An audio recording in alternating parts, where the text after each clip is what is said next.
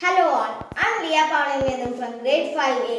Today, here I'll be doing the baking soda and vinegar experiment. For this, you will need a plastic bottle, paint or food coloring, baking soda and vinegar. Here I've made a volcano out of mud. So here, first you will have to put baking soda and then paint in it. I have already put them and mixed them well. Now let's put this vinegar in it.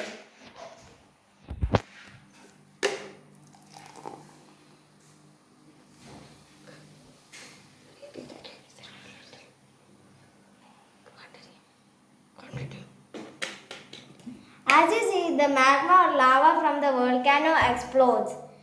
This is also a kitchen tip. You can use the mixture of vinegar and baking soda to unblock your drain if it's blocked. Thank you.